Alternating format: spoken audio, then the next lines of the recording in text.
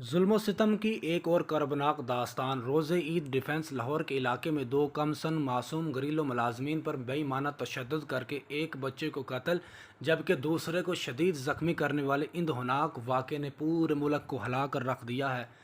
ہر درد دل رکھنے والا انسان اس شرمناک واقعے پر تڑپ اٹھا ہے۔ ان معصوم بچوں پر الزام تھا کہ انہوں نے بلا اجازت فریج سے کھانا نکال کر کھایا تھا۔ یقیناً اس واقعے نے ہمارے سماج کی کلیدی مزید کھول کر رکھ دی ہے۔ تاہم یہ اس نوعیت کا کوئی پہلا واقعہ نہیں بلکہ کم و بیش ہر مہینے دو مہینے کے وقفے سے اس قسم کے واقعات رونما ہوتے رہتے ہیں۔ کچھ عرصہ قبل لاہور ہی کے علاقے اقبال ٹاؤن میں اسی الزام میں ایک کمسن گھریلو ملازمہ بچی کو تشدد کر کے قتل کر دیا گیا تھا۔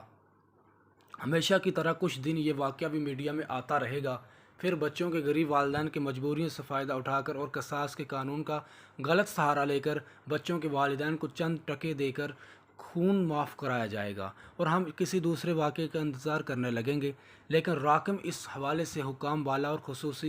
خصوصاً چیف جسٹس آف پاکستان سے دردمندانہ اپیل کرتا ہے کہ خدارہ اس واقعے کو ایک ٹیسٹ کیس کے طور پر لیا جائے اور مجرموں کو فوری اور کڑی سزا دی جائے۔ میڈیا کو چاہیے کہ مجرموں کو پھانسی کی سزا ہونے تک اس واقعہ کو سرد خانے کی نظر نہ ہونے دیں۔ سول سوسائٹی کو چاہیے کہ سوشل میڈیا پر ایک بھرپور مہم چلا کر اس بات کو یقینی بنایا جائے کہ یہ معاملہ قصاص کی نظر نہ ہو بلکہ اس حوالے سے صرف اور صرف مجرموں کو عبرتناک سزا دے کر انہیں مثال بنا دیا جائے تاکہ آئندہ کسی قسم کا واقعہ ہمارے سماج میں رونما نہ ہو۔ ہم برسوں سے سنتے آ رہے ہیں کہ گھریلو ملازمین کے حوالے سے قانون سازی کی جا رہی ہے، لیکن عملی طور پر صورتحال یہ ہے کہ ہر شہر میں لاکھوں گھروں میں نابالغ بچے بطور گھریلو ملازمین کام کرنے پر مجبور ہیں اور ان میں سے بیشتر کو بات بات پر تشدد کا نشانہ بنایا جاتا ہے۔ لڑکیوں کے کیس میں تو بعض اوقات جنسی زیادتی کے واقعات بھی ہوتے ہیں۔ گھروں میں کام کرنے والے یہ غریب بچے ڈر کے مارے سب کچھ سہنے پر مجبور ہیں۔ ظلم و ستم کی ان داستانوں کی بے شمار وجوہات ہیں، جن میں پہلے نمبر پر غربت ہے، جس کی وجہ سے ماں باپ اپنے کم سن بچوں کو چند ٹکوں کی خاطر کسی کے گھر میں رکھنے پر مجبور ہو جاتے ہیں۔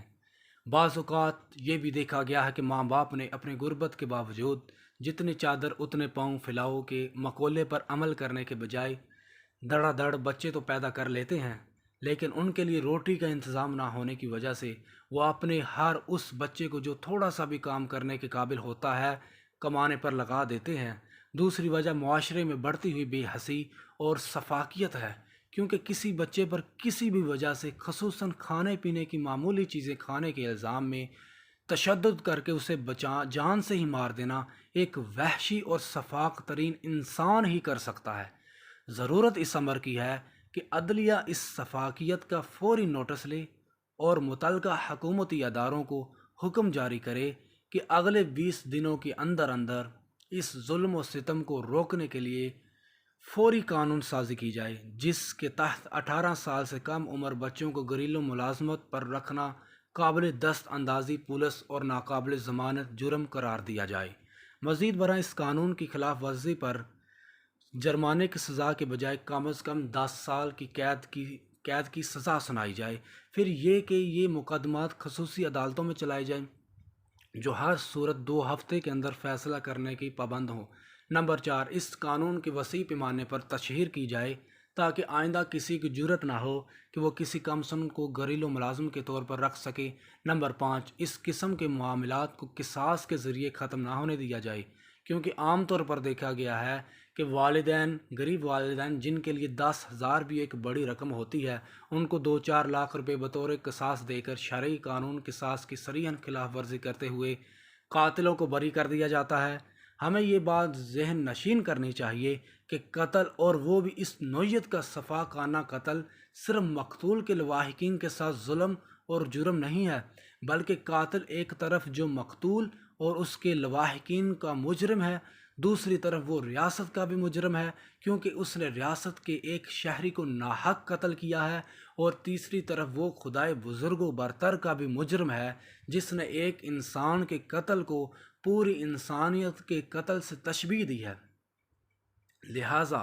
قصاص کے اس قانون میں فوری طور پر اصلاح کر کے اسے انصاف کے عین مطابق بنایا جائے، تاکہ لواحقین اگر قاتل کو معاف کر بھی دیں تو ریاست اپنے مجرم کو کیفر کردار تک پہنچانے کے لیے سامنے آئے۔ ہم اپنی یہ تمام گزارشات اس یقین کے ساتھ پیش کر رہے ہیں کہ اس حوالے سے فوری قانون سازی کر کے ظلم و ستم کے اس باب کو ہمیشہ کے لیے بند کر دیا جائے، تاکہ دوبارہ ہمیں کبھی اس طرح کے افسوسناک واقعات سننے کو نہ آئے۔ اللہ تعالیٰ سے دعا ہے کہ ہمارے عدلیہ کو اس طرح کے دردمندانہ واقعات و افسوسناک واقعات کو پر پوری طرح سختی کے ساتھ نوٹس لینا چاہیے۔